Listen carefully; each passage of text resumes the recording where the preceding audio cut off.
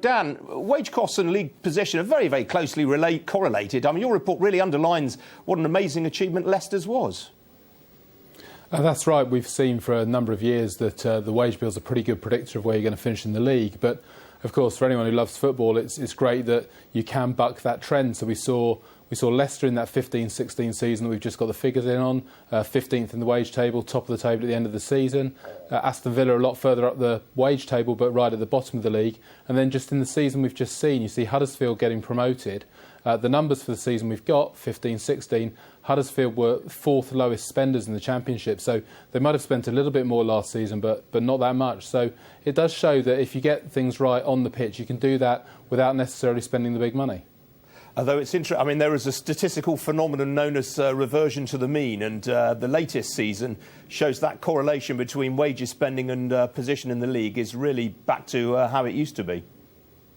Absolutely. So what we saw last summer after Leicester's triumph was the big six teams, the sort of the three London clubs and Liverpool and Manchester United, Manchester City, all went out and spent big in that summer transfer window, will have had the six biggest wage bills last season and got the top six positions. So it was a real wake-up call for them. They were already thinking 6 into 4 for the Champions League doesn't go. And then Leicester came in and suddenly they're thinking, well, maybe we're only scrapping for 3 places if we're going to have a wild card like that each season.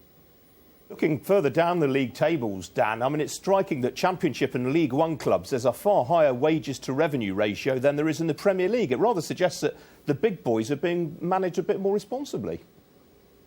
Well, what you see in the Championship particularly is you see people striving to reach the Premier League. The rewards on offer, the glory on offer of being in the Premier League is such a temptation that people really do stretch to try and make it up there. So for the third time in 4 years, we've seen clubs actually spending more on wages than they're getting in total revenue.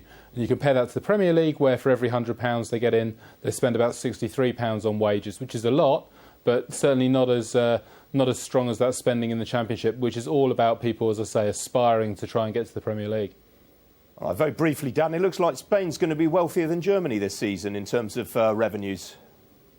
Yeah, absolutely. So we've seen the Premier League ahead by a long way for a long while now, and the new TV deal, of course, the figures for that to come in when we publish next year. But what you're seeing in Spain is they've changed their model. They've gone from Barcelona and Real Madrid and everybody else selling individually to selling collectively. That's enabled them to get a much stronger deal and will probably enable them to build a much stronger league. So that scrap between Spain and Germany for second is going to be intense for the next few years. But in the financial terms, at least, the Premier League is going to stay well ahead. Dan, got to leave it there. Thanks for joining me. Good to see you.